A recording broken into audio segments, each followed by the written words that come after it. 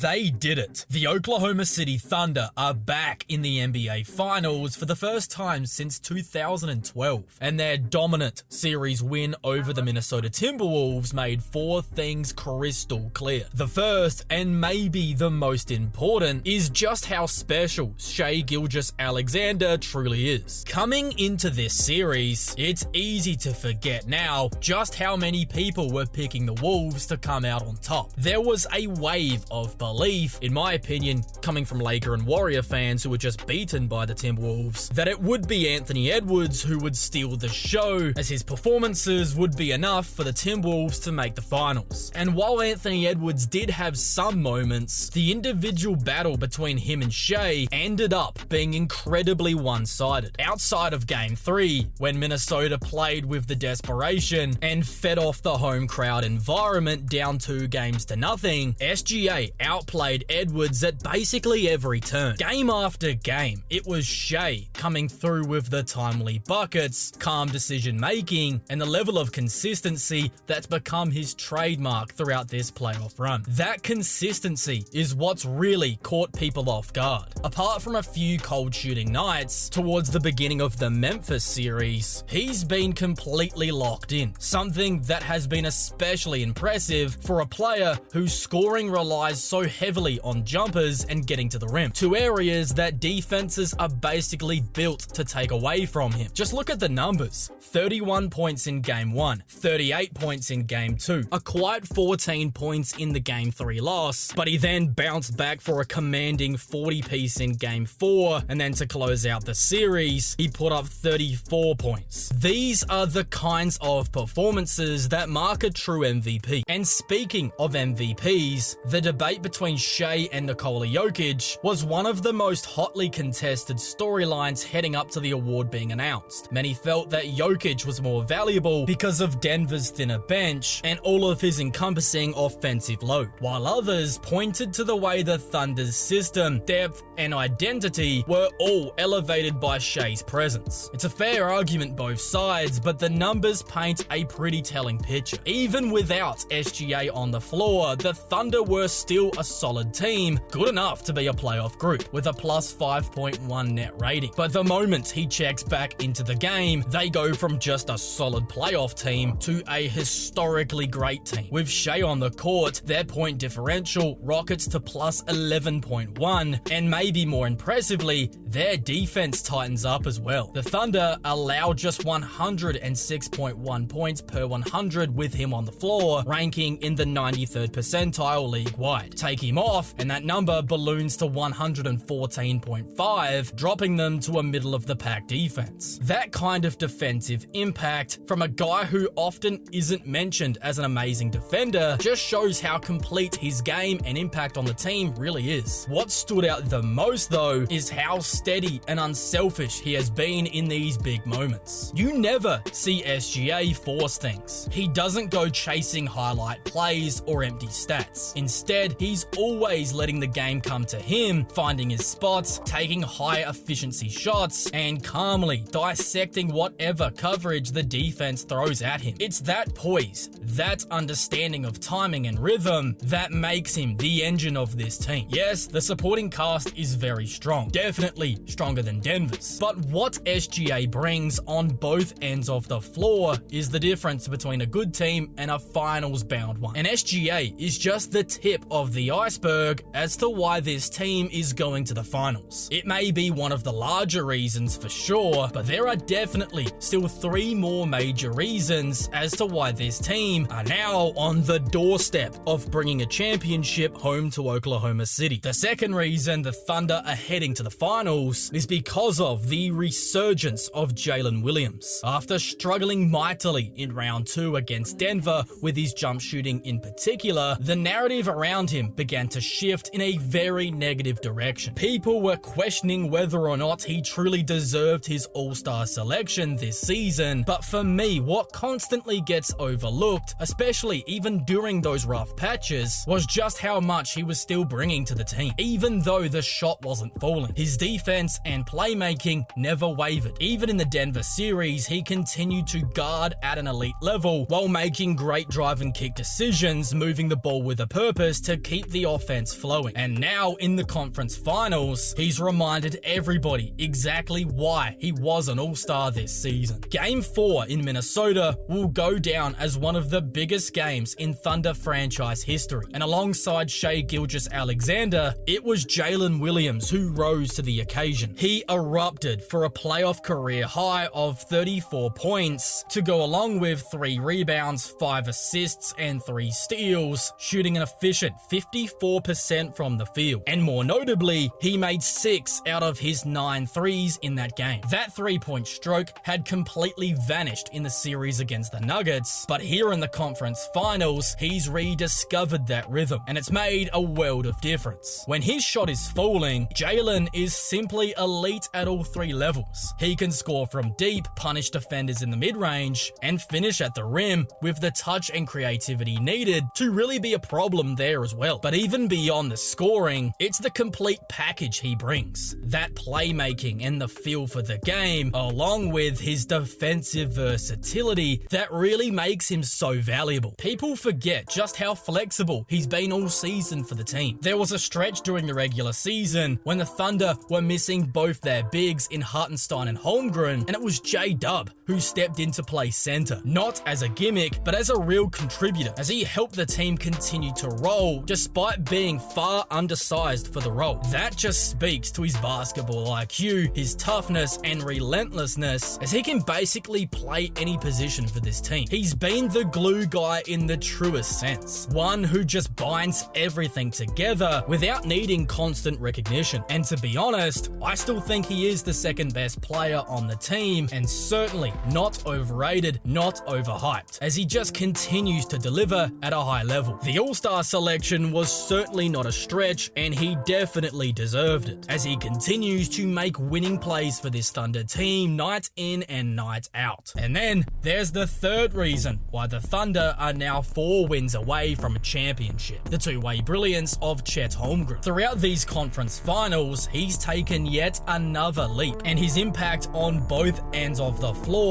has shattered the ceiling of what we thought this young team had. What's been particularly striking is how his role has evolved, with Hartenstein absorbing much of that traditional big man physicality, battling inside and defending post-ups. It's freed up Chet to do what he does best: roam. He's been let loose defensively, floating around the court like a free safety, contesting shots at the rim, rotating on time, and creating havoc without ever overcommitting. On offense, he's crashing the glass and punishing teams who try to overload on Shai. There's one action in particular that they've been leaning on quite heavily, especially in the second half of Game 4, and it's deceptively simple. Holmgren sets a screen for SGA and then pops out beyond the arc, leveraging his 3-point shooting ability to take some attention off of SGA. Now, Holmgren's immediate defender has a nightmare decision to make. Do you step up, cutting off the driving lane and mid-range room for SGA, or do you stay home on Chet and contest his 3? Because this one defender can only be in one position, and whichever place he isn't, there's room for them to score, making this a nightmare to defend. In Game 4, Minnesota had no answer. It's a wrinkle in the offense that's only possible because of Chet's unique skill set, the height and length of a center, combined with the shooting touch and basketball feel of a wing. What makes this even more incredible is how this is essentially his second season. After missing his entire first season due to injury, his presence has elevated the Thunder from a young, scrappy playoff team into a legitimate title contender and one of the best teams we've ever seen. He's not just a future building block, he's already making a massive impact. Watching him thrive in this high-stakes environment sends a strong message to the rest of the league. This team isn't just ahead of schedule, this is the schedule, and Chet Holmgren is a massive reason why. Now, I actually might have lied earlier in the video, because after thinking about it more deeply, I actually believe that this is the biggest reason why OKC are as good as they are, and it's their overwhelming, historically great defensive system. Sure, you can look down the roster and immediately see a group of strong individual defenders. Names like Alex Caruso, Cason Wallace, Lou Dort, Jalen Williams, and more. That's the easy part. But when you take the individual talent and plug it into a system that is specifically designed to maximize every ounce of what they do best on that end, it becomes something far greater. This isn't just a team with good defenders. It's a full defensive identity built around effort, versatility, and discipline. What really sets the Thunder apart from the rest of the league is how everybody on the roster contributes at a high level defensively. There isn't a weak link. There's no guy that you have to scheme around to hide. Everyone guards their yard. Everyone buys in, and in today's NBA, that is extremely rare. Most teams have one or maybe even two guys that opponents will target in pick and rolls and try and get the switch on to just bully them. But with the Thunder, that option just doesn't exist. If they switch, they'll fight, they'll rotate, as the truth is most of their guys can guard multiple positions at a really high level, as the energy with this team simply doesn't wear out. And speaking of buy-in, Shai Gilgeous-Alexander has been incredible on the defensive end, earning so much respect from his teammates. A lot of people overlook this just because of how much he carries offensively and what history tells us a guy that does as much as he does typically does on the defensive end. But the fact of the matter is, the numbers do not lie. When he's off the floor, the Thunder are obviously still a solid team, but when he's on, they become one of the best defenses ever. And that is no coincidence. It's a testament to just how locked in he is, how smart he plays, and how much of a leader he's truly become. He rarely fails, stays disciplined, and makes plays with the kind of poise you usually see from a seasoned veteran, not a young player in the prime of their career. His defense doesn't come with the big highlight blocks or chase down steals, but it's suffocating in its own quiet way. He stays in front, he contests without fouling, he rotates perfectly, and he just consistently makes life harder for whoever he's matched up against. It's one of the biggest reasons why he's already passed up some of his flashier peers like Anthony Edwards in terms of overall impact. Then there's a guy like Alex Caruso who's earned every bit of his dog reputation, as he's one of those guys you'd absolutely want to go to war with, especially when everything's on the line. But the name that doesn't get nearly enough attention, and might just be the biggest hidden gem in our whole defensive system, is the 21-year-old Cason Wallace. Unless you're a hardcore fan, you probably don't even know who he is. But when Wallace checks into the game, the numbers for this team explode. His defensive rating lifts the team into the 94th percentile, holding opponents to just 105.6 points per 100 possessions. That's a better impact than SGA, and Shai is already near the top in the league in that regard. To put it in even more perspective, the Thunder without him outscore opponents by 5.6 points per 100, which is still good. But when Cason Wallace comes back into the game, that margin jumps all the way up to a point differential of plus 14.6, a 9-point swing, thanks to a 21-year-old role player who comes in and just makes winning plays. There's no smoke and mirrors going on here. Wallace is already one of the best point-of-attack defenders in the league. He fights over screens like a seasoned vet, keeps his man in front, and forces opponents into tough, ineffective shots, at times completely smothering Anthony Edwards. On top of that, he's not a zero on the offensive end either. Sure, his 32% three-point shooting percentage could definitely improve, but even that is still passable. But for me, where his offensive impact is so high is his ability to finish in transition, as he does that at an incredibly high level, and given the amount of steals he generates, he finds himself in a lot of these fast break situations, and always is finishing layups that look like he shouldn't be able to make them, and even dunking over the MVP. For somebody this young, his feel for the game on the defensive end is way beyond his years. He's not just holding his own, he's one of the engines making this whole thing go, and barely anybody ever talks about him. When you put that all together,